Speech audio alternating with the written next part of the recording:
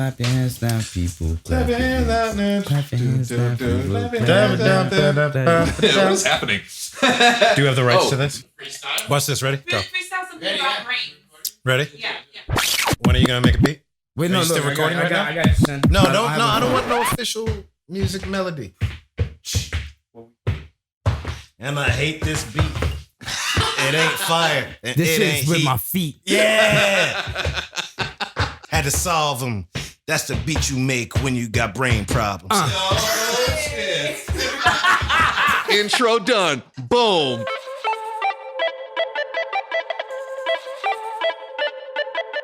Hi, I'm Joe, And I'm Lauren. and we are The NeuroNerds. Yes, that was on time. I feel pretty good. I feel pretty good about that.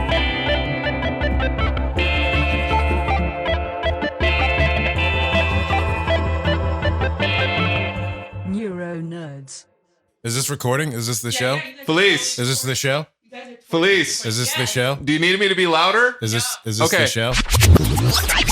Welcome to the NeuroNerds. This is a very special episode. I have a friend of the show, Thomas Mejia, here, as well as superstar nerd. Wait, how would I describe you? I would say you're on the verge of being like a nerd icon. Hugely famous icon. Malcolm Hugely Barrett. famous Hi, I'm icon. And I'm Lauren. The man who does it all. The He raps. NeuroNerds. He acts. He dances. Yes, He that dance. was on time. At home, not for money. Very special guest, Not- Malcolm not Barrett yet. here today. Malcolm is a very good friend of Thomas, and everybody knows Thomas, a friend of the show. Well, yeah, he's a so-so friend, I guess. Yeah, I know. I feel like I'm more like, instead of so-so, I'm more like so. I got rid of one of the so, and then soon I'll be friend of the show. And you guys know Malcolm from many. He's that dude. He's absolutely that dude. You've seen him in It's Always Sunny in Philadelphia. You've seen him in Better Off Ted, which, by the way, I don't think it got its just due. I love that show. All my shows get canceled as early as possible. If you want your show canceled, hire me now. Also a big fan of Preacher. Preacher, a very strange, amazing show that you're on. He's doing a Broadway show. We'll talk about that in a little bit. It's not on Broadway. Fact check. Malcolm's play, Brain Problems, is not on Broadway or off-Broadway or anywhere near New York. It is running in Los Angeles at Ammunition Theatre Company until May 19, 2019. Joe just forgot because he has a brain injury. Don't judge him. He is a stroke survivor. It's off Broadway. It's off Well, off I mean, Broadway. pretty much any place is off Broadway. if it's not on Broadway. If it's not on Broadway, States. you know what? It's a couple of I feet. don't perform at my house. I'd be like, it's off Broadway. Is it on Broadway? It's not. It's on not it. on Broadway. It's not on Broadway. So we want to welcome Malcolm to the show. Welcome to the NeuroNerds, my Thank friend. you, sir. So this is a very unique take. So we talk a lot about our recoveries. We had the episode where we talk about Thomas and his recovery. We hear the different perspectives. I had a special episode with Felice where we talk about like the caregiver side of recovery.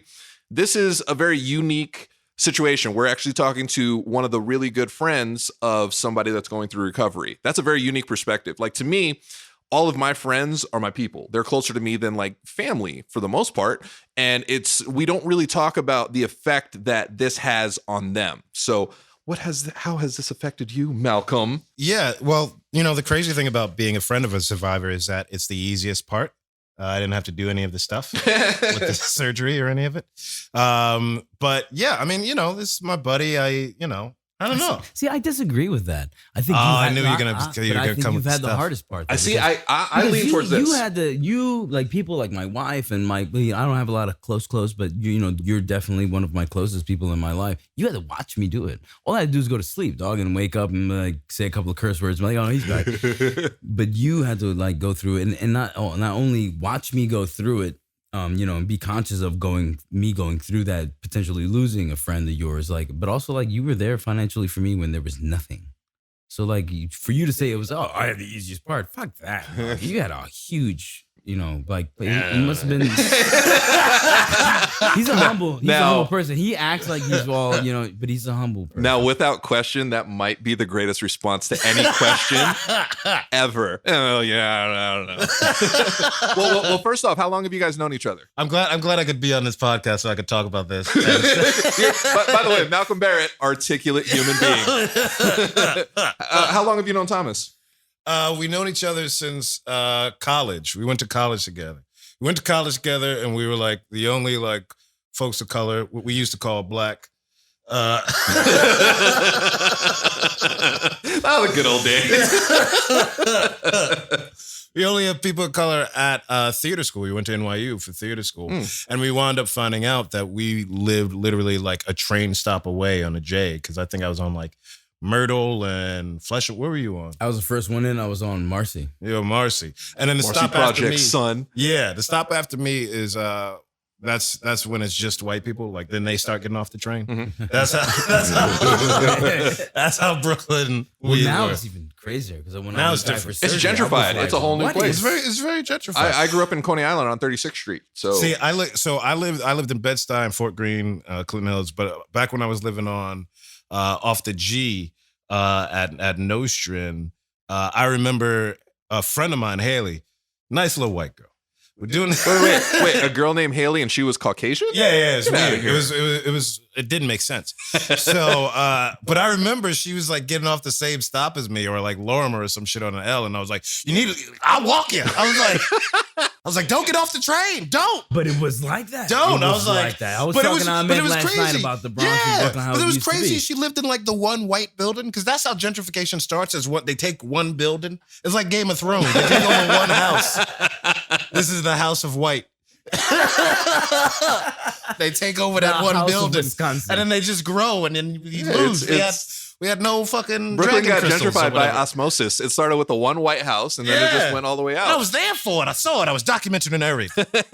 They started kicking over my trash cans first, but like, fuck Yeah. this neighborhood. And like, wait a minute, I just. What's put great this about out. white people is they'll look at you like, what are you doing here? After like 2 weeks. Ew, what are you? What are They're you like, why are doing you here? here? Wait a minute, what? My mom grew up here. Oh, I've got stories, but it's not about me. It's too real. I got too political. I was about to start getting into like police brutality, and I was like, let me. Just Oh man, change I the was subject. way too young for that. Yeah, let's talk about gentrification. Anything but this head trauma friendship. Yeah.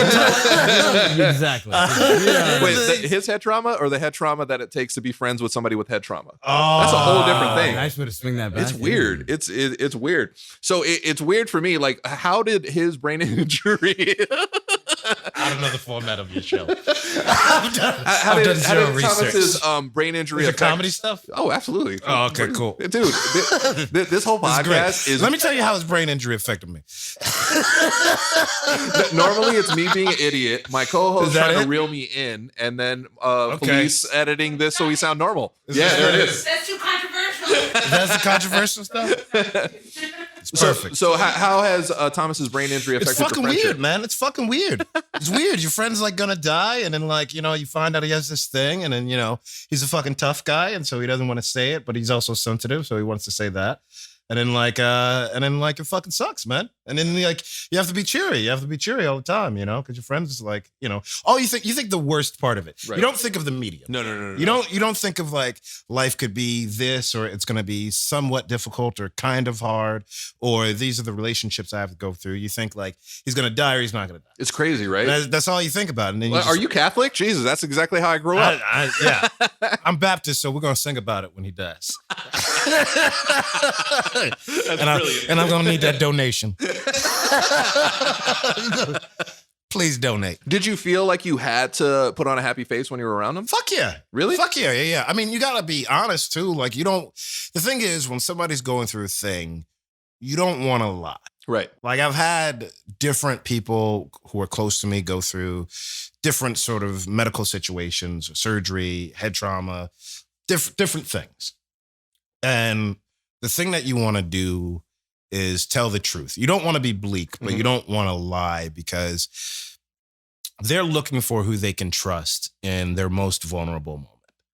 And so once you lie, they never forget that. I agree. You know what I agree with that mean? wholeheartedly. You never forget. I remember having a friend of mine who's going through a sort of medical emergency involving her head, mental stuff going on. And there was a bunch of friends around her, and then a nurse. I could be being sexist, could have been a doctor. But I think she was a nurse. She didn't do anything particularly medical. Don't worry, a lot of doctors don't. do Yeah, anything they're not either, doing that. I'm sorry. I don't know what she's Yeah, we're wearing. living proof. We know that's true. I didn't ask about her degree. She just walked in and said some stuff. But she lied to her. I don't remember what it was, but it was like It's like one of those things. It could have been like, how long have I been here? And it might have been a half hour. She might have said 8 hours. Whatever it was a complete lie. And my friend knew it and was like, is that true? And I was like, no, she's lying to you. I was like, I don't know what to fucking tell you. Like, she's fucking lying. Like, and so it's a weird situation. So it's just like, you just want to support. You want to do your best to support. Right. And so, but it's hard. It's hard because you guys are built with gallows humor. Mm-hmm. Like you're the closest person, particularly those who already have a fucked up sense of humor. Oh, yes. When you're fucked up and you think you may die, your humor's even fucking worse. It's worse. It's fucking worse. And it's like, no one can join in that joke. It's like, it's gotta be like what white people feel like when they listen to black jokes. Like you're just like I am so uncomfortable. I mean, you can say it. I mean, I'm literally wearing a T-shirt that says "I almost died." Yeah, so I mean, yeah. it makes like people uncomfortable. It makes it fucking weird and uncomfortable. I mean, what the fuck else is it going to be? Right. Do you know what I mean? What else is it going to be? And so it's a hard balance trying to find out, hey, like how much do we deal with this? How much is just ego? Right. How much is me, you, and how much is just like, how do we just handle all these things? And at what point, So that's always the hard balance. It's a hard part. It's got to be for him. It's hard part me and him. It's hard part me by myself over here. Right. So it's just, it's never, medical emergencies are never an easy thing. No. You know what I mean? And this country doesn't make it easy. No, definitely not. You know what I mean? Not to talk about politics for a little bit, which is what my play is all about. It's called Brain Problems, and it's about the difficulty that we have as people, as a government, as a nation of individuals and humanity trying to cope. I don't know. That needs to be on a T-shirt. It'd be like That's a all I long got. saying. That's all I got. I ran out of juice. That was all my juice. Do you think that Thomas was being honest when he was telling you how he was feeling when he was in the hospital, or do you think he was putting on a brave face? When he was telling me how he felt? Yeah. Like what was really going on with his injury and recovery? I mean, I can only guess. You know what I mean? I can only guess it's that he's going through a myriad emotion. And I think in that experience or any other experience that we go through, he's telling me a bit of truth and a bit of lie. Right. You know what I mean? A little bit of column A, a little bit of column B. Yeah. I think, or it's how much he feels like sharing or wants to share. Right. Like, I have no fucking clue. I don't know what's going on. You know what I mean? I don't fucking know what he goes through daily. And that's like partially because of him, partially because of me. I don't want to know every goddamn thing. You know what I mean? I don't. I got my own shit, man. I'm Come like on. super busy.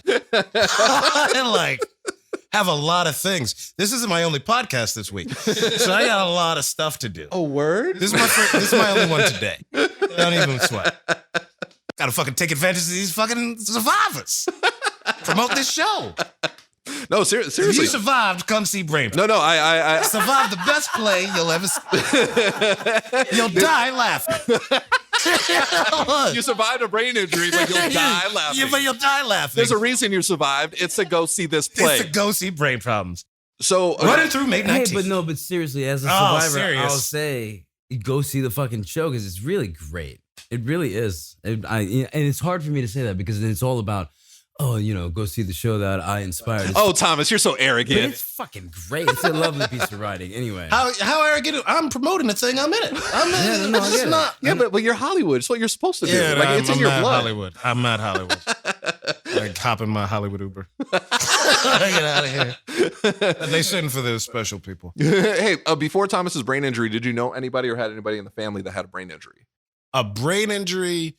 No, but I did know my mom's dad. This is real information. My mom, Because we're I trying to knew reach a real woman. people, you know what I'm it's saying? already my mom. We can edit that out, but we're not going to. Yeah. But she dated a guy who used to suffer from seizures. Oh wow. So that's the closest I had to like directly. But I didn't like him that much, so I just rooted it on. Every time it happened, like, yeah. I was like, I don't think you're gonna make it. Your pain gives me strength. Through you, I grow stronger. No, we had a fight at Hershey's. Wait, I was very young. Were you gonna say Hershey It Park? wasn't yesterday. It wasn't 2 days ago. Were you gonna say Hershey Park? We had a fuck church outta here. trip because I grew up a church kid. So we had a church I am trip. so sorry. We had a church trip. Don't worry, it didn't last. I'm joking. It took just some parts. So we had a church trip to Hershey's Park, and I got in a fight with him. But I'm like, I don't know years or age, 11. So you were for sure. You were a jerk. I was whatever. I might have been 13. I don't If know. you were 13, it would be even worse. I don't know what age it was. but I'm giving him full karate Wait, chops. no, you were like physically fighting. Oh, I'm giving him full. Keep in mind, none of this is landing because I'm That's nothing. 11. You're a kid. Yeah, I'm a kid. None of it's landing. And I gotta tell you, like you're Wait, hold on. That's the happiest place on earth.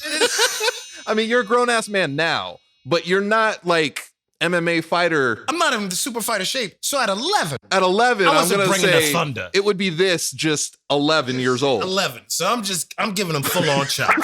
Why is that Full the on go-to? shoot on suitcase. Right? All of that shit. Shoot on case. All right. None of this is landing.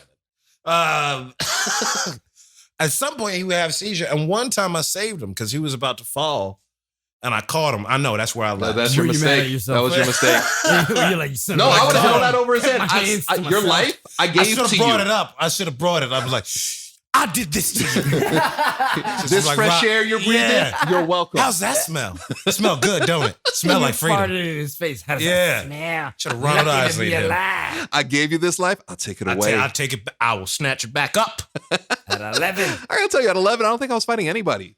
No, I'm from Brooklyn. We was fighting since Well, 5. I moved down here when I Five- was. my earliest fight was 4. I was like 8, 9 years old. So I had like that really tough, like Brooklyn attitude when Brooklyn was still hard.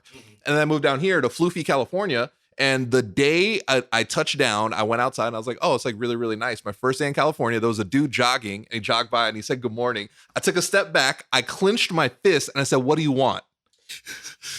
You should see somebody. Calm down. But that It sounds like was you're about to, like, that was rupture, have Brooklyn a coming to stroke or something. California. That's what it sounds like. Yeah, well, there's a reason why I had a high blood pressure induced hemorrhagic stroke. Yeah, see? Yeah. Now, you're only supposed to worry when they say where you from. If You they know, ask yeah. you where you from in LA, Oh my God, no, they did that. They did that in junior high school. Like some gangsters came up to me. They're like, "Yo, where you from?" And I was like, "Oh, Brooklyn." They looked at me so confused. you look, this is what I did. So you said, They they give you did. so I sold toner over the phone, right? This is after I got money. And I was selling toner over the phone because I got broke, gave it to friends and family. It wasn't you. It wasn't you. It was like a You whole, gave me a hell of a it was a whole neck different- turkey it was a whole twist. They're different- looking at me, it but was a now whole he's taking different- it back. it was a that whole was a different- turkey twist. That was pretty Whatever, good. man. it was a whole different person. I'll pay you back. But I'll Venmo it. So I used to sell toner over the phone, and years later, this is how you'll see it relate. Oh, so I was there, and I asked this girl, I was like, "Where you from?" She was like, "Oh, I don't bang." You're like, I'm not trying to take you on a date. I'm just asking you where you're from. Yeah, I didn't want to ask her Was all that a that. bad joke on time? Then, no, it's fine. It works. It's perfect. It's a Like, podcast. my brain works quicker. And then later on, years later, I'm in the street and some dude is wilding out. I'm with my boy Rich, and there's these 2 dudes, and he's wilding out this and that. And he was like, "What's your name?" And I was like, "Malcolm." He was like, "Malcolm over here," and he had a tattoo of Malcolm X with the rifle. He was like, "Where you from?" I was like, "Brooklyn, pro-black." I was like, that's the first thing I learned. You're like, ooh, let me They blow that asked you card where you out back. quick. Oh, that's what it was. That would he be was re- like, he was like, "Where you from?" I was like, "Brooklyn. My name Malcolm." Because that's what I learned. You just rep Brooklyn. That's it. Right. You good. Biggie did So a he lot goes, of work, "Oh, dog. Pac was from Malcolm Brooklyn X, too, blah, so is blah, Jordan. shows a tattoo." And I'm looking at his homie, and I'm giving him this eye like, fuck, is some shit about to go down? And we look at each other for a second, and then it was like, we used to sell toner together. I forgot. Took us a minute. Like we Hey, like, it's a very big yet a very small world we live in. it's a small what we was about to gangbang on these streets. Also, I We don't was know out here what's- repping. I don't know what's stranger, the fact that like you both sold toner together, or that the dude is like, "Oh yeah, Malcolm," like this. What is that about? It was an interesting walk. I guess he only sold toner on the weekends. He was only now the dude that I sold toner. We used to Malcolm. freestyle together. That's how. Wait, what is toner Hot like? fire, Is that 30 minutes? Hot fire, my dude? Well, because the toner place wasn't a real toner place. I was about to say Because the toner place was it was like toner. That's no, what they sold sold toner over the phone. Okay, I'm gonna tell you this whole thing. Ooh, So- juice. So we sold toner, but they weren't on an up and up. Mhm. Like, so the guy who ran it, he was like this white crackhead named Mike. He's actually on an episode of The Simple Life. Why are they always named Mike? Always named Mike. So he actually skipped out on paying me one time. My check bounced, and I came there and I had a little issue. And then I didn't come for like a week or whatever. Then keep in mind I wasn't driving. I biked back 7 a.m. to come see him at work. There's nothing Hold tougher on. than rolling up to You were work mad. on a bike. Pedaling that bike. So Yeah. angry. This morning. Peddling. Yeah, cling cling. clack. Let's go. Everybody just flare. Babe Ruth baseball card popping up in front of that shit. The chain came off there to Just get off the pissed. chain back on. Put that shit on. I went there. He didn't come. Dude, damn it. He go, you coming back to work? I was like, let Mike go to work. I'm going to go to work. Or I'm coming to work. He finally gets there, settled my shit. I talked to him on the phone. I'm like, you talking to me for real? We really, this money cleared up? He's like, yeah. I'm like, you talking to me for real? Or how we talk to these people on the phone? He was like, I ain't no bitch. I was like, you stop acting like a bitch. I'll stop treating you like a bitch. I get to work. After I bike to work. I bike to work. Thinks it's all good. On my way out, he's like, and stop talking shit. And I look at him and go, and then I angrily bike away. And then It could have been worse. You could have been on a Razor scooter. So I mean, all of it. I would have been on a bird if this took place today. That's the other shit. I got my bike stolen from that place. That was my livelihood in front of a Burger King. I'm pretty sure it was the dude that ran that joint that stole your bike. I know he stole my bike. This is the thing. Me and these two folks, I'm not going to say who their names is, we go to find my bike. And there's this dude riding this red bike. And they're like, there he go. And we're about to whoop this dude's ass. And then I go, that's not my bike. That dude almost caught an ass whooping. That dude caught a low wage working ass whooping. And then you initiated him into the toner gang. Oh, yeah. Then we all was gangbanging for Tona back then. You know, it'd be great if you did a show and like one of the dudes in the show was like, wait, you look real somebody. Did you beat my ass? You were screaming it was your bike. It wasn't your bike. It was my bike. That would have been amazing. My mama gave me that bike. That would have been a very small Toner world. Tuesday, my dude. Tona Tuesdays. You're all getting these fists. Tough Talk Tona Tuesdays. I got all the colors: pink, red, black, What you yellow. want? I ordered toner and all I got was marijuana. What happened? I don't understand what kind of business this is. Malcolm business. So what are these questions about? Yeah, Trump? so I never do this. This is always weird to me because like all we do is like riff. Thomas, you know, we did like a 3-hour episode. All we did was talk. That's why it's 3 hours. But I'll talk. Our producer / tech department / making everything that just neat face shook her as we fist at speak. me. She made like this little write up, and we have like questions that I keep on trying to like look at. Oh, But, how's it working? It's not working very To well. be honest, I'm it's gonna been a help. lot of Watch, me. watch. I've been. What are you doing? Just leaning back into the background. I've been talking You a look lot. like you just melted. I am. I know, I've been that- talking a that's lot. cool. I'm chilling here with these questions. All right, so we're talking about brain problems. So this is your first full length play. First full length play. So have you've written other plays? I've written other plays. I've written shorts. I've written stuff for the internet. I've never written like 90 pages of material for people to say who aren't me. Oh man, yeah. Yeah. So what's the difference? Well, obviously it's longer, but is it much more difficult to go a full blown play as opposed to like little tiny? Yes, it's very hard to write 90 pages of anything. You can write blah, blah, blah for 90 pages and still, you got to keep doing it. Well, you can it's do still like, you know, like I did in school. It's like, it has to be 100 words. Okay, it's very, very, very, very, very good. Yeah. And you just keep on going. Now do that for 90 pages. Oh, yeah. That might be a lot. Yeah, that one sentence was That might alright. be a very, very, very lot. That's very, very, very, very, very, very hard. So would you say this is like a passion project? It was, you know, it initially started for two reasons. Like one was, you know, I have this theater company, nonprofit theater company, Ammo Theater, ammunitiontheater.com. And the goal is diversity, women, like that's who's in power. That's who the strength of it is. White folks is in there too. Don't be scared. Our unofficial slogan is a brown contingent is strong, our white people be popping, fuck the fourth wall. Oh, I like that. Yeah, that's the unofficial slogan. That there. just makes me happy. Yeah, right. I should put it on a t-shirt. So we have these writers workshop, and so my goal was to, because of who we are, I think it's important that the material be written for us. Oh, right. Because a lot of plays are written, they're either old school or written towards one race, or they're like, hey, we're open to doing race, which means it's not going to be about you. Do you know what I mean? And so it's just I like you that know, we're open to. Really? Yeah. It's just A word? yeah. It's still Magnolias, but all black, which is good. I think they made that with Queen Latifah. That sounds like a bit, but I think that's true. So Jerry has it. Well, she'd be all over it. Yeah. I think that's true. So, but what happened is, so I wrote this for a workshop just to do it. And at the time, Tommy, I probably had recently heard about him going through having the AVMs.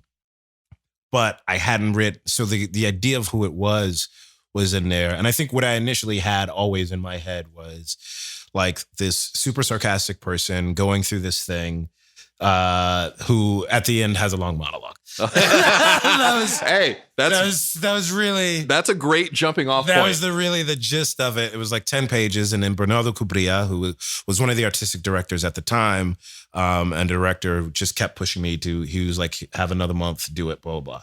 And at the time, I was sober. I just written something else, a show, but at the time, I was like super sober for like 2 or 3 months. What a bummer. Yeah. There's like a lot of hours in the day, more so than you think. When you're drinking. How can an hour take 7? You know what I mean? It's like, I'm like, oh, this is that Bart Simpson joke. There's a 5 in the morning now? That exists. They make those? So I finished this play in like record time and quicker than I finished, albums and short plays and things like that. I finished it in a couple months. And I also wanted to finish it before he had went through surgery, because I didn't want that to determine whatever the outcome may be to determine. Damn, that just got dark. Yeah, it's super dark. Yeah. Oh man, I wanted to finish this shit before you died. Yeah. That's hard. The idea, I mean, in all honesty. No, it's dark. But it's honest. Like fucked up. But like whatever the outcome may be, I wanted to finish it before that, so that his real life didn't determine the story was told. Yeah. Do you know what I mean? And so that the characters could be different people. Like the characters, a bulk of them are based on the actors who are playing. Mm-hmm. You know what I mean? There's a character in it named Malcolm that I wrote for me. Is it a character? Are you playing yourself? No, there was a version where I was playing myself, where he was playing Donnie. There was a version, and that was for a bulk of it. There was a version early where Bernardo was the lead character. The understudy for me, now I'm playing Donnie. The understudy is Pete Pasco. And the person playing Malcolm is Brandon Scott, who's another best friend of mine who's in my band, Verbal and Icarus. And his understudy is Ahmed Best, who's best known from Star Wars or Jar Jar Binks. Oh, yeah. Also has all these fight choreography wins from Ammo Theater. And Smashed it last night. He's amazing. He's and he's playing the Malcolm character? He's playing the Malcolm character. Do you give him shit? Are you like, actually... I don't, I wouldn't really say it that way. Well, you know what? It's again, it's funny. All of them I have to let go and be whatever they are. Like even they're kind of turning into like their own entity. They're their own thing, and so I just kind of let them be who they are and do what they do. And it's the only character where they act. I feel as though I wrote something that is very precise and technical in language, and that character is the only one where the actors who have played them I've kind of let live a little bit and do a little thing outside of the natural rhythm of the play, just because it makes sense. Say no. It's not written that way. No, I want to, but he's like, Ahmed's has a lot more motherfuckers than I wrote, and I wrote in 78 motherfuckers. Oh my God. Does he double any of them? No. Because you got Samuel L. Jackson in it. Like, it's so amazing when you double it. Like, I'm a mushroom quality motherfucker. Like, when you double it up, it's incredible. It's a lot more difficult than you think, though. He does do this line where he goes, "What if God fuck with me?" Right. Which I think is the most hilarious thing I've ever seen. Wait, so Thomas, how about you? Okay, so the you character. Less interested. Oh yeah, No, Thomas. Look, you guys want this shit to slow down. I'll join the conversation. Wait, Thomas, get comfortable. No, I will. So you're the character that's based on you. Do you have any critiques of the character? Were you like, I'm curious about I wouldn't this. say it that way. I find it that to be the most common question here is what is it like for you to watch the show? And for me, I guess I was talking to the director last night, and he asked me for the first time last night, what is it like for you to watch the show? And Malcolm has asked me the same question, etc.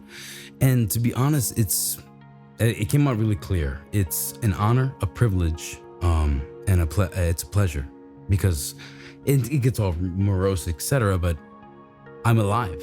Yeah. I actually get to watch this thing that like I helped inspire in some kind of way, or like I was going through something that inspired Malcolm to do this, and so it's a privilege, and it's almost like I don't want to be related to it in any way, sense or form, because I want to just enjoy it that much. It almost feels like if I promote the play, it's almost like, check out this thing that was inspired because I'm awesome, even though I am.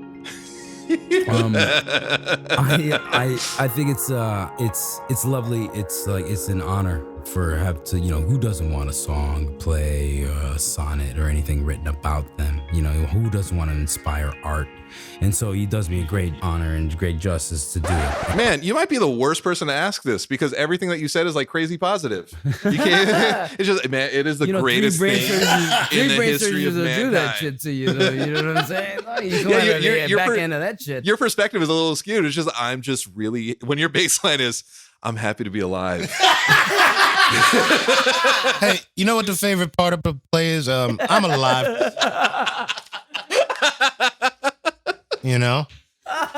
Oh as man, long as that's there. Hey, how was Superman versus Batman? What'd you think of it? I'm alive. So that might be the greatest movie I've ever seen. Yeah, but you know ever. what? If there's a party, it could have been like, man, I wish I would have died before I saw it. When I saw Justice League, I was like, I kind of feel that. I could have died without seeing I this. haven't watched that film, but I'm sorry to everybody involved in that film. It's an honor. No, don't be sorry. They knew what they were getting into. Come on, man. No, but at the same You've seen the several movies that led into that? I'm friends with Henry glad you've Cavill, seen it, so this is not like a weird. critique of They never him, gave like, that dude give him anything. notes on what a real play should sound like and look like, So like I'm here to make all the adjustments. It's not so good. Dude, you should just pull now, like now that I've seen it, I can make rewrites. Dude, be like super I'll arrogant change it. and say, hey, I would not say it like that. I talked to Tom. See, what Tommy didn't know, or maybe knew, is that I definitely talked to him about certain things about it, so I could get it right. I mean, I would not know anything about this condition. I mean, without, it's not. He'd give me subtle hints. Like he'd write me like, "Hey man, what's an AVM?" Like at 3 a.m. I'm like, "Oh, I guess you're doing research." No, because at one point, because I didn't tell you. If you remember, I didn't tell you I was writing the play. And you've got two. I didn't tell you I was writing the play until after I was done with the first act. Hey, let's say I said this to you. How would you respond? Yeah. I didn't yeah. tell him, and then he was like, "So if you need any help with this," I was like, "No, I can't." No, I got this. I got this. I'm like, my seizures happen in my sleep. So aside of Thomas, were there any other I don't know, brain injury survivors that you based the character on? No. All the entire condition I know from him or the internet. Okay. And then as a character, it's him and me, mostly him, and then me. I think you really do a lovely job of taking certain aspects of us and putting in into certain characters. I put the most fucked up, most interesting, what I think is the most fucked up human versions of us into the character. So you guys were just describing yourselves. Yeah, because I don't think because you also, you know what it is? You don't see a protagonist who is wrong. You see, you see like an anti-hero. Right. This character's not an anti-hero. He's just in a lot of ways wrong or afraid, and he's right too, or he's just afraid to confront the things that he's going through. Right, just flawed. He's a human being. He's flawed. He's super flawed, and so he's afraid to, but he's also interesting and endearing. So that is what I tried to capture. I tried to capture the most interesting, endearing, fucked up parts of us, put him into a character that you root for, who finally has to deal with his own shit. Awesome. If you talk about me and him personally, we're both people who don't always deal with our own shit and has stuff going on. So, the twist is that they deal with their own shit in the play. It's like The Help. You know how in The Help, it's all about the author's like racist past, except for the part where she goes back to help the maids. Mm-hmm. The part where she helps the maids is the lie. Mm-hmm. So that's this play. It's the help of mental health. The part where I talk to people about what's really going on with me, that's the lie. Can someone please review it in those words exactly? It's the help of mental health. 3 stars. That's weird because it's a 7-star system. So I was going to say it's a 2-star system. This is amazing play. Oh, okay. I went to a heavier critique. Yeah. So speaking of heavy, we're going to go a little heavy right here. Heavier than my best friend almost died. Yeah, seriously. And me profiting off of it Wait, for a play. I'm your friend? Yeah, a little bit. It's written in an article. Yeah. Also, it's nonprofit theater, so there's no profit. Yeah, it's still I've lost money talking about it. It's still up in the air. It's still in flux. You're gonna fucking bill me when we walk in. We're gonna see Thomas. He's gonna be like in a barrel, suspenders. Shit.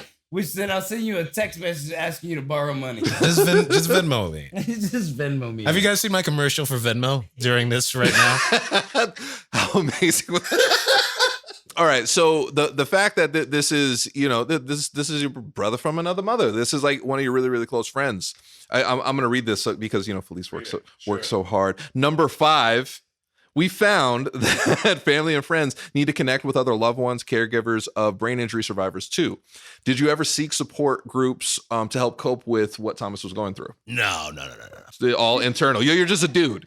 You're just a dude. I don't see a psychiatrist as often as I should. Why am I out here? Dude, I see a shrink once a week. Reason being, I'm a recovering Catholic. That's what led into me almost dying. I think you should see a shrink. I think it's a good idea actually to see a psychiatrist. I've seen them. So this actually isn't a podcast. This is an intervention. That's fair enough. Well, you're way too late.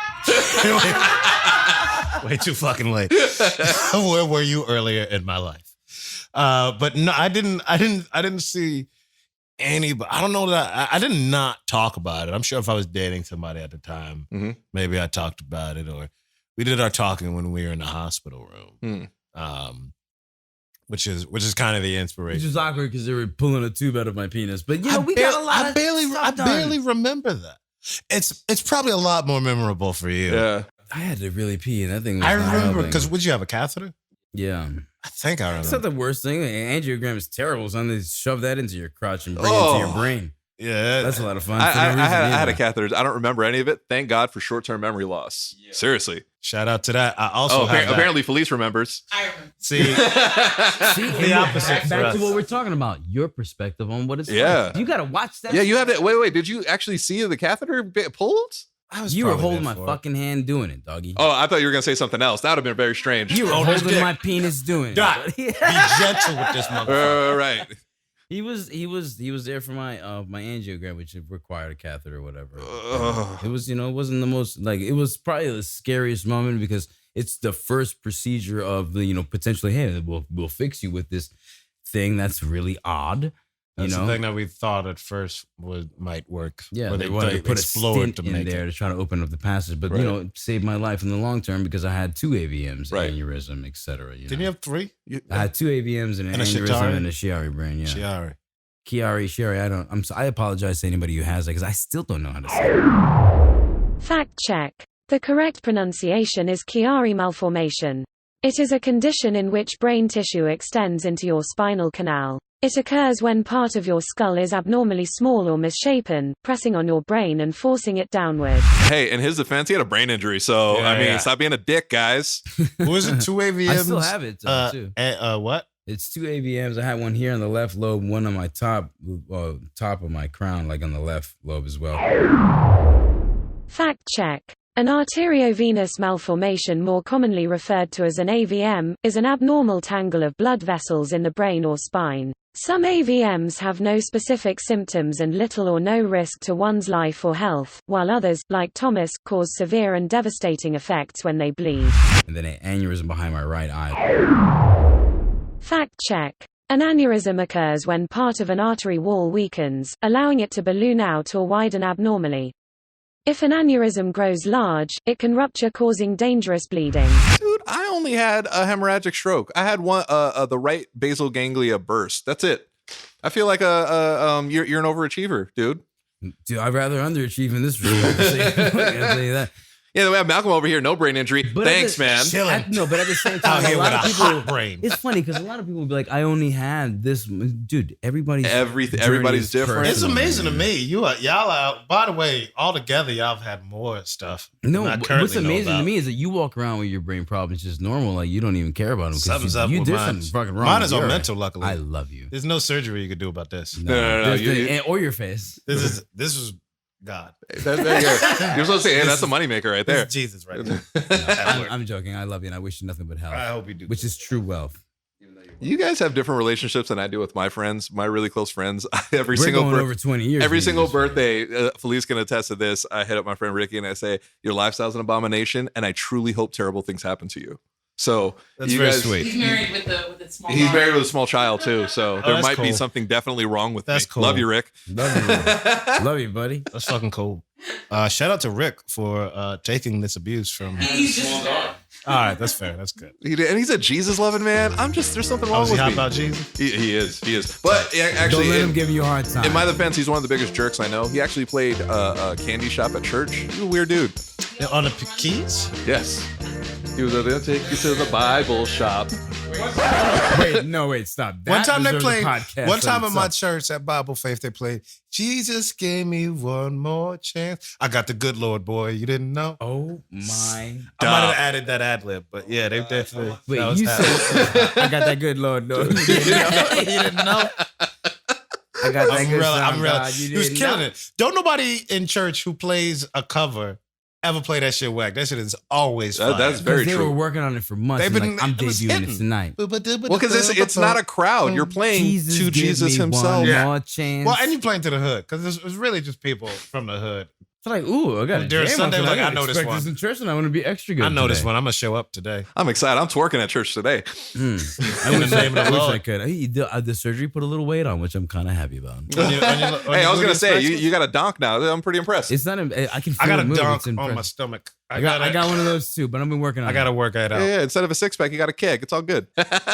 So you're a church dude for sure. Did you pray for this man over here?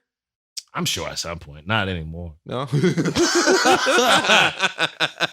doing the rough patch. He's only got one brave problem and an eye surgery left. What is that? $250,000? At what point were you like, oh yeah, he's on the up and up. He's gonna make it. Was he still in the hospital? We wasn't chill until I didn't bring no real fresh air until after the last surgery. Okay. After the last one, because we was still waiting to go back to surgery. Mhm. So it was just like, so I still didn't know. I didn't know he was still going to be. Yeah, having that sucks, seizures. man. My temperature seizures, if I get cold, apparently I jump into them. But I think my medication leads me to do that too. Yeah, for Last time I sure. tried to wean myself off, it led me to Presbyterian, an $8,000 bill. So I don't know, but like I said, I'm happy to be sitting in this chair. Can you still die at any moment from? Your brain I don't injuries? know, man. I don't know, dude. To be honest, I don't know because I still got that problem in the back, and they're like, it's not a problem unless it like hurts. Shit hurts.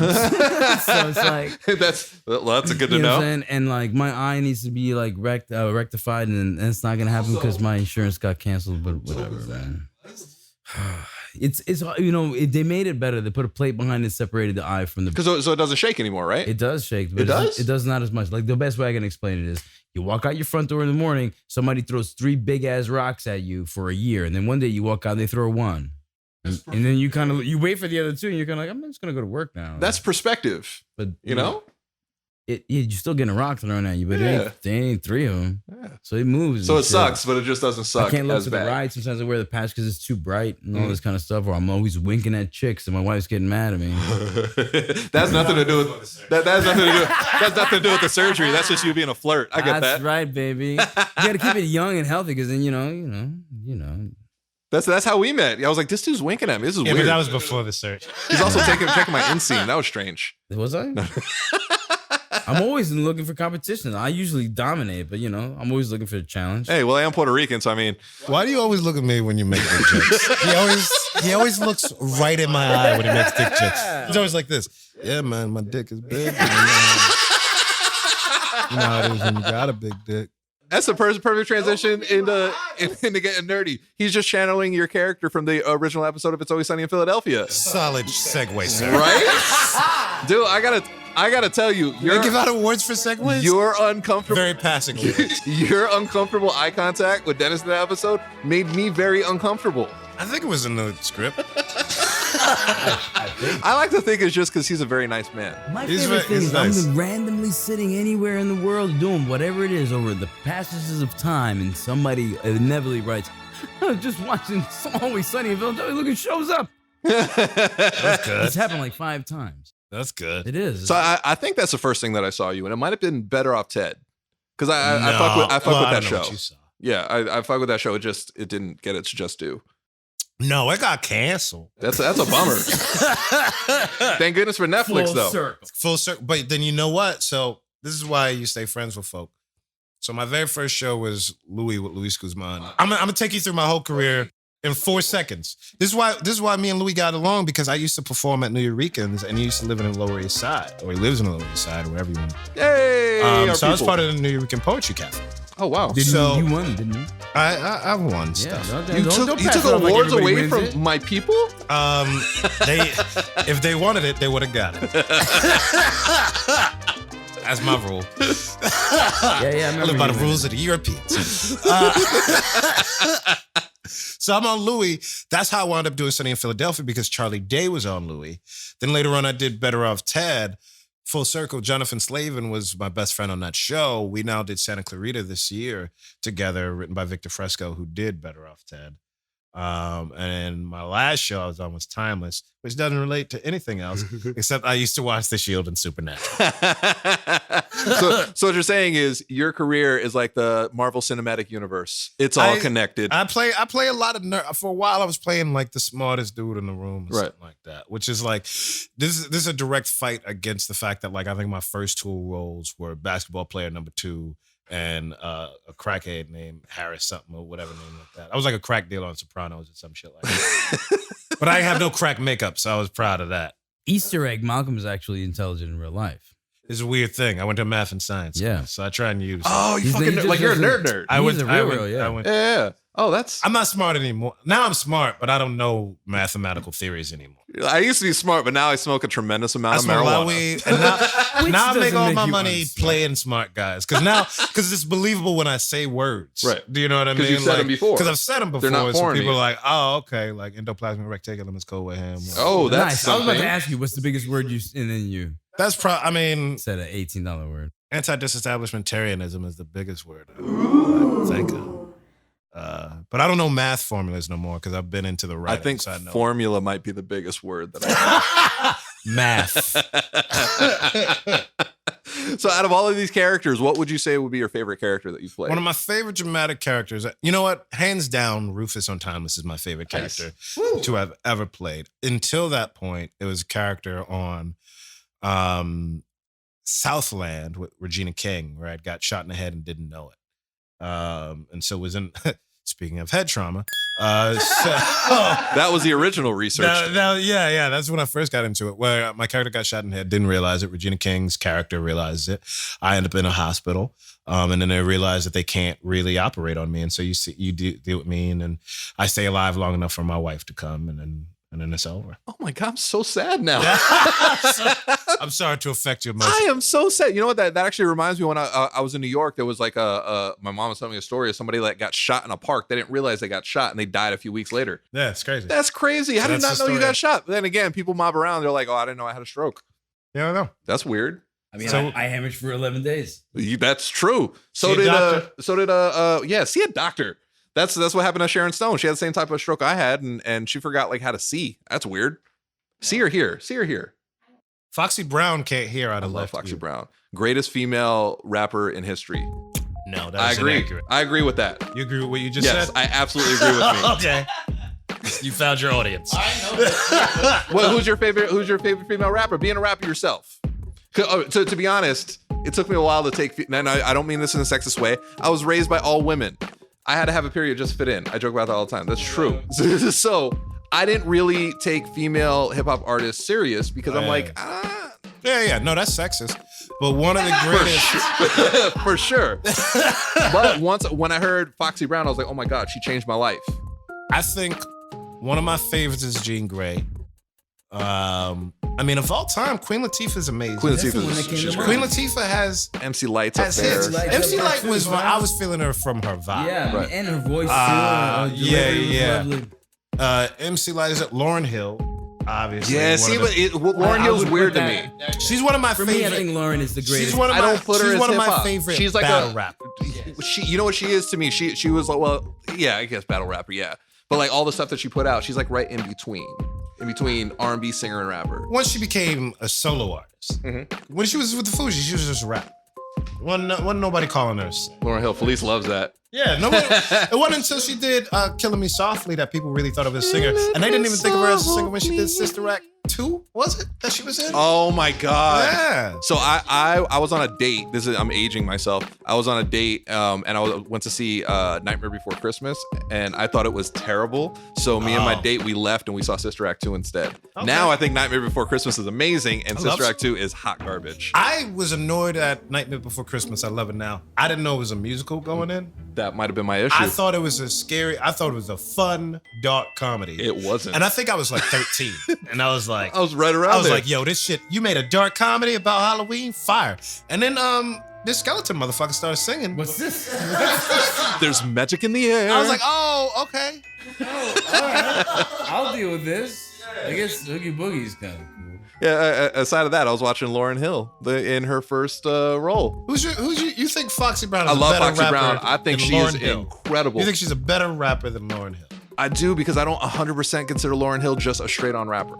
You think she's made better rap songs than Lauryn Hill? Yeah, You I think love she Foxy raps Brown. better? You think she raps better? I love Foxy You Brown. know, if you're lucky, we're on a time schedule because I'll be like, all right, pull out your best lyric, and I'll pull out my best lyric from Lauryn Hill, and we'll see who wins. We'll do that. We'll do that. I had a motherfucker, so you ignorant niggas hear me? Or 52 grams, I tied it up. 42, the shit where the math is wrong for 8 minutes. He said the math is wrong for 8 minutes. 52 grams tied up, that's a pound. No, it's not. Bleep out my N-word for my white fan base, please. We can't leave out Eve either. Eve is Eve great. was dope too. Eve is great. I rock rough and stuff with my average. Hey, oh come on, no, Lady Rage. Lady Come Rage on. is my shit. She was briefly. She was like a flash in the pan. She was cool. Who's the She had a other couple one too? songs. Like, and who's I assume she was. When you say a couple, you mean like 1.5. She wasn't like JJ Fad. Yeah, JJ Fad. Not just a fad. Off that album. Yes. Who Eminem fucking interpolated off his Rap God song. Did he? Yes. I'm a supersonic dabba. That's Yeah. wow, ladies. Yeah, you are from Brooklyn, and Bam, you definitely Brooklyn. aged yourself. Brooklyn. I'm out here. My first album my mama bought me was JJ Fad and Cool as Ice and Wait, maybe hold a on. Wanye thing. Wait, real quick. Wait, are we being proud of Cool as Ice? I'm saying that's what was there. I didn't. Speaking facts. I don't care. First album I bought was Blues Traveler. The single Hook Brings Me Back, and then the B-side was what was it, Mountain or Matt? Because it was Hook. Hook is a great song. The hook brings you back. Does not matter what you say. That dude was like the original Human Auto-Tune. I love that dude. I once was like, I loved Blues Traveler until I found out who Cat Stevens is. And then Blues Traveler was like, well, thank you. And I was like, I'm so happy to hear from you, Blues Traveler. My name is Malcolm. Aw. Thank you, Blues Traveler. Man, Malcolm, getting to know you right now. You're a weird dude. You're a weird fucking dude. Yeah. If you enjoy listening to this podcast, please consider leaving us a 5-star review on the Apple Podcast app. Your reviews help us grow and reach more listeners like you. Find us by searching for the NeuroNerds on the Apple Podcast app today. Okay, so it influences lyrically, musically. Redman, Nice. 100%. That's my favorite lyricist. Dude, of he all started time. rapping in Korean. That's amazing. Nothing beats that. I'd be like, rah, rah, like I got cerebral palsy. That's dope. Yeah. By the way, you can't say that now. It's a different climate now. You can't go Like I got cerebral. The Superman Lover series, the whole Superman Lover series is amazing. All this shit. What the album? There is a dark What the side. album Muddy was it? Waters. Yeah. All of that. Muddy Waters, yep. You would swear Redman was inside the truck. and then he crossed over with Christina Aguilera. Then people were Let's like, get dirty. who is But this Redman dude? could always do whatever he Let's wanted. get though. dirty. He could. Yeah. He could. He could always We do got whatever the he wanted. newest one, 1990 Now or something like that, or 1990 Now. Oh, really? I think it's his newest one right now. I follow Redman. You know who's my favorite? Redman, Pharoah Monch, Pharoah Monch is Karis One, crazy. Rakim, Royce the 5'9". We got the Infinity. Royce the Gauntlet. 5'9". You know what? I'm just starting to get into him now. I'm late to the And party. obviously. I'm Shooting late to bullets the at party. Point blank range like there was punches. No, What a beautiful line. Love Royce. Pharoah Don't you- Monch, one of the Much greatest you- freestylers. Pharoah ever. Monch is great. Don't you ever disrespect the fucking caterpillar. Keep your eyes on that butterfly, but don't you ever disrespect that fucking caterpillar. For me, KRS-One, I'm not saying I'm number one. Oh, I'm sorry, I lied. I'm number 1, 2, 3, 4, and 5. And 5. That's amazing. Come Okay, The song that closes my show is "I'm Dreaming of Being a Blunt." KRS-One. Calmly. It's a good dream. What I want you to do is count to 10, 9, 8, 7. I'm dreaming. He's like, I want you to go to sleep. I'm dreaming about being a blunt. Yo, go see Brain Problems at the Pico Theater. At the Pico Theater? It's a So- fantastic show. So, do you have a message for the people out there with brain injuries? No, man. I'm happy you made it. Come see the show. I got no message. I mean, I don't know that I can say anything to survivors of brain injuries or traumas. What I can say to folks who are around those people are like, just be a friend to your friend. That's really all you can do. There's not much else there is, you know what I mean? Because the rest is just sort of fate and opportunity. Right. You know what I mean? So you just want to, it's the same advice I have to anybody, whether or not your friend has trauma, which is like, give flowers to the ones you love while they're around. That's just really nice. I want flowers. I'll give you flowers. You don't bring me flowers anymore. I can't smell them in my grave. Oh my God. Why are we all so dark? But no, I'm being real. What's dark? Life is death. Death is life. Yeah. Let's be honest. I like this. Life is life, and we're here to live it. Yeah, and I believe that. And I live it really. And I think you and I, more so than anybody, we have a different perspective on it because we came so close to not being here. So I really want to enjoy the time that I have here. And again, I don't know why I made it because percentages say that I shouldn't have, but I think it's to live. I think it's to help my fellow man along the way. I think it's to grow every single day if possible. And that's what I choose to do. That's what I want to do. Damn, we got serious real quick. It is. I thought I was gonna die because I'm from the hood. So like it took me about a year after I was 18 to realize I was gonna make it to 19. I was like, we still doing this? Dude, that's bugged. Oh, yeah. Speaking of therapy, go to it, Malcolm. That's some PTSD, dude. You're not supposed to think that way. That's not normal. It's not a normal way to live. I definitely thought I was gonna get accidentally shot. Not on purpose because I wasn't still doing like it. that when I get pulled over when I was able to drive. Yeah. I'm always like I don't do shit. Panic I don't kicks turn in. off the radio. I don't touch shit. It's rough. You It's rough. just stay there I like just this. stay my hands on the wheel. You tell me, I move it extra slowly. But this is all to say that all of this is bonus life to me. I mean, to be really honest, all of this is bonus. So I'm like, if I can pull anything out of this. Well, what you're doing with this play, as a brain injury survivor myself, I really appreciate it, and it's going to be, I can't wait to see it. I'm really excited. Look at these nipples. Basketball. So I really, Was that Major League? No, it was definitely basketball. It was Bob Costas. Bob Costas. Yeah, you're excited. Feel these nipples. Come on, guys. If you guys, oh my God, it's ridiculous. Keep this in. People need to see this movie. Not enough people are seeing basketball. What? You'll be all right. By the way, but I've never seen anything other than Die Hard 1 either. It's a great movie. well, you don't need to see anything aside of Die Hard. Maybe it's Die Hard 3 because you need to know I'll who go Zeus through them. I'm is. doing it every Christmas. I've been busy the last 2 Stop calling me Jesus. I look Puerto Rican to you. I love that. So it's Stroke Awareness Month, which is also Mental Health Awareness Shout Month, out right? to John Singleton. God bless you. Seriously. May you rest in peace. He gave me my first opportunity. Yeah, as an actor. talk about that. You told me about that. Blows me away. Real quick, I got out of high school and I went to my first audition. I basically just cursed in Spanish at a camera. And they called me that day and they were like, John wants to hire you, we'll fly you out, etc. We're gonna fly you out to LA for a meeting, blah, blah, blah. And then he ended up flying to New York. But then we canceled the meeting. I just had to end up on set. I ended up on set, designed a costume, was like, ooh, I love the scarf on your head, etc. I was like, great. Stanton was in, blah, blah, blah. I sit in, I do the scene, but before I do the scene, I'm got a runny nose, I look over to my left and I see the first person I see just happened to be a black dude. And I was like, hey, you got a tissue? And he gave me a look like, what? And then a tissue appeared out of nowhere. And I was like, oh, thank you. Wiped my nose, and boom, did the scene. And then the same, after the yelled cut, we were done right then and there.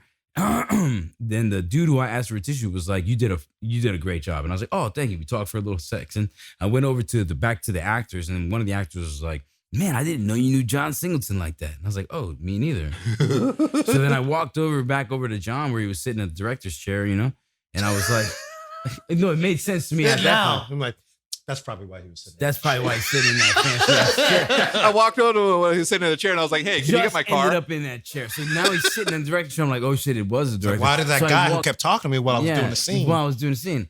in my Oh, ear. it was 1998. Why was he walking around like this? So I walk over to him and I was like, "You want to hear something funny?" He's like, "What's up, Thomas?" I was like, "You want to hear something funny?" And he's like, "Yeah." And I was like, "I didn't know who you were." He's like, "You want to hear something funnier?" I was like, "What's that?" He's like, "I know who you are."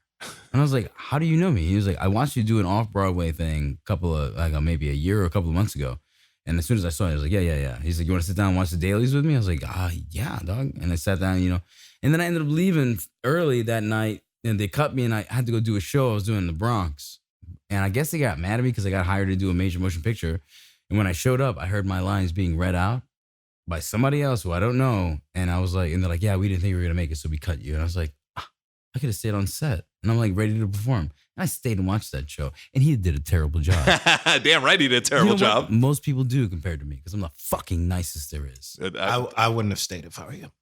I would have left immediately. Yeah, you know what? I was humble. But were you in the Bronx? Yeah. I might have stayed because I didn't want to get back on the train. That's very true. Yeah, Depending on the time, you don't want to go The there. later I stayed was worse. This shit was sketchy. It hurt my heart, man. Because I feel like if I would have stayed on set, John and I would have built a better relationship and I could have gotten to Baby Boy, etc. Yeah, but you can't do that. God bless that man. He was a sweetheart. May he rest in peace, man. I know it's Stroke Awareness Month. It and so, is, and it's go check crazy your how shit, many dog. people you find out had strokes. For me, I did my research as soon as I got out of the hospital. I was like, I want to know people like me. So like Sharon Stone, Jessie J, the singer, had a stroke when she was 18. Amelia Clark, she's like the big one now, the mother of dragons. Yes. Because they're like, "Oh my God, she had a stroke." I was like, I've been known that. I didn't know though, she had her first stroke after I think season 1. Season 1, then season 3. And then season 3, which blows my mind. She's a mother of aneurysms. Quincy Jones, Rick James. Rick James. It's great. So the John Singleton shocked me because initially it was like, "Oh, well, he had a minor stroke." And I was like, "Oh, okay." And then a few short days later, it's like, "Oh yeah, he passed." I thought he was gonna be all right because he was a minor stroke. I was like, "All right, cool. That's what's up." Same here. So every stroke is different, and it does not discriminate, no matter the age, the sex, creed, color. Doesn't matter. It's true. And here's what's crazy: 80% of all strokes can be prevented. No. 80%. My stroke, 100% could have been prevented. I'm just an idiot. If you did what? So I lived my basically entire life with unchecked high blood pressure. And what? Not your entire life. My entire adult life. So yeah, and again, it would be That's Felice telling him that he's wrong. Yeah. I think she flipped me off too. Now she's threatening me. Yeah. So most of my adult life. So I never went to doctors because I grew up super poor. I'm a recovering Catholic, so I was taught not to talk about my problems and my issues. It was like, "Oh, you have issues, just shove it down." So that worked for a while until it vented in a hole in my head. So again, my stroke, 100% my fault. Unlike Thomas over here, you had these things in your brain that you didn't even know existed, but you made it, and I'm so happy you did. Me too. I'm mostly happy. And you know what, man? I wouldn't have been able to do that without you, Malcolm.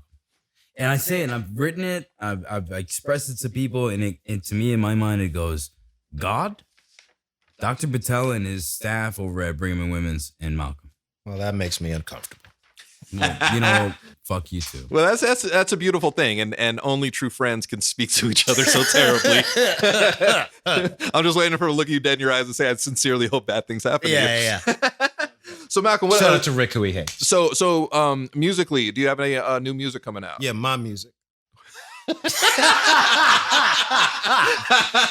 Shit, fucking fire. Shit's 30 minutes. Fire. That shit's Straight.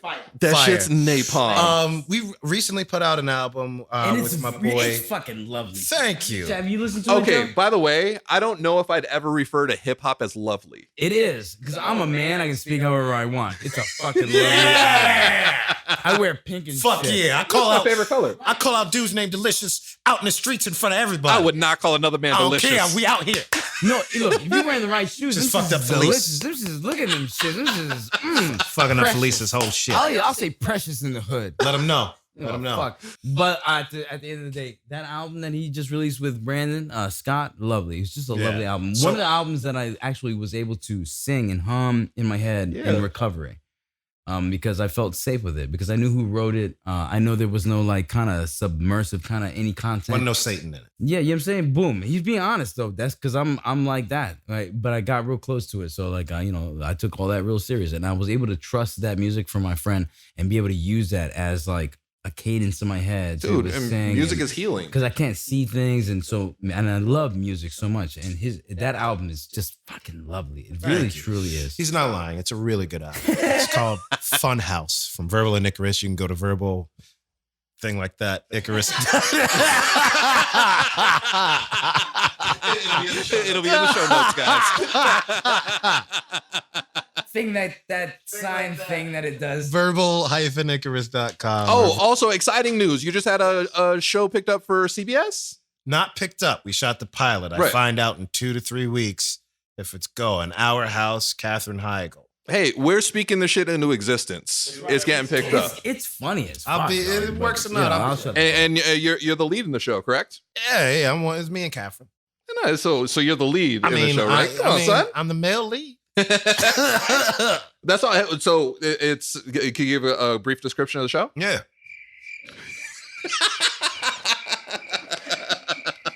Okay, will you? All right, sure. It's called Our House. We were going to call it My White Wife, but CBS was not on board. Wait, are you serious? Because that's brilliant. I called it that. That's brilliant. Just like at I the table. love that. Just at the table. I love that. Just in conversation. But like it's us. We've got these 2 kids, 11 and 12, a pair of twins. And basically it's about a big mixed blended family and dysfunctional. And basically we move into her old house growing up, but then her parents move in with us. We deal with her brother, the adopted sister, and it's all about that.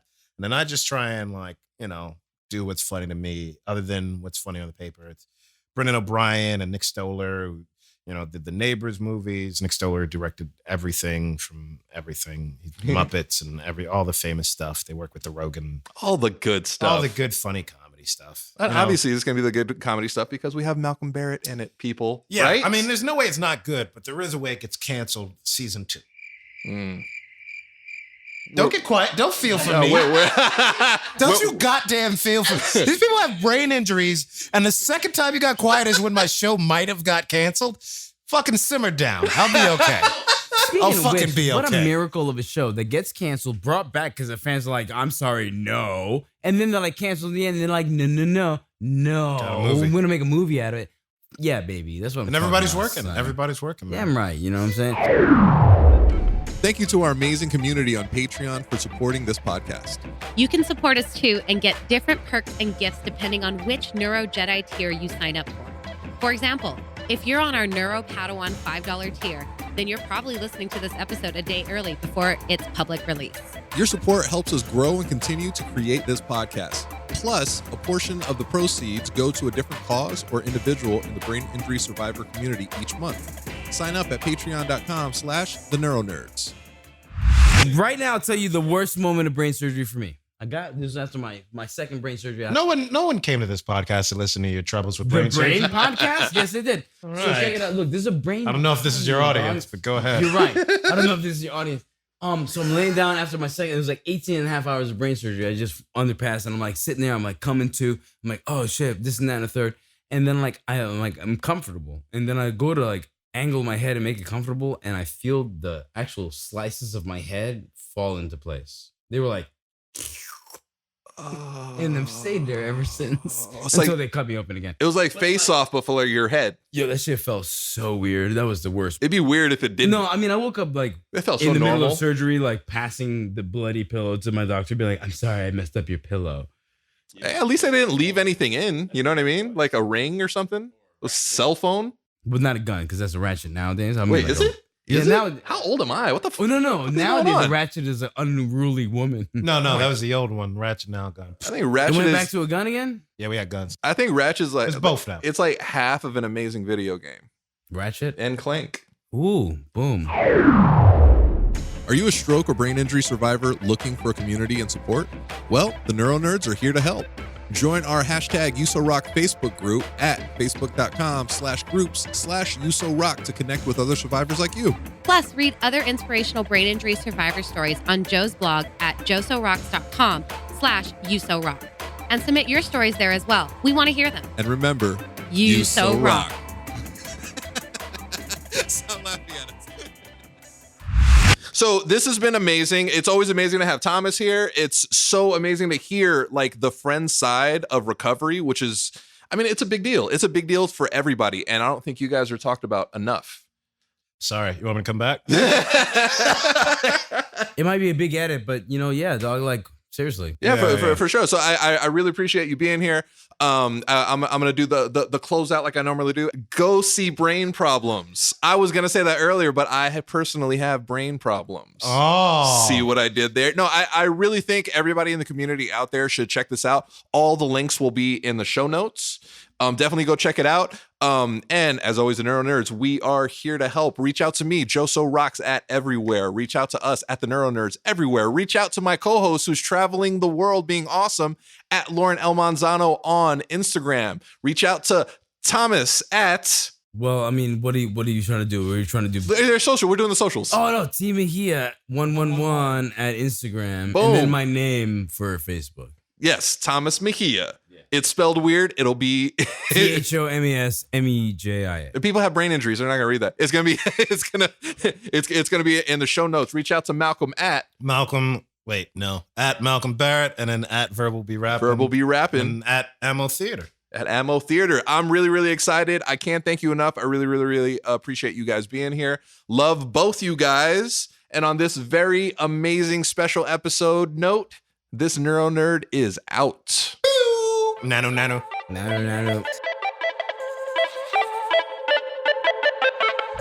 Thanks to our sponsor, Avid Technology, for providing us with the tools, or should I say, Pro Tools, to record, edit, and mix our podcast and get our message out clearly to the world. Try Avid first to start recording today for free at avid.com/pro-tools.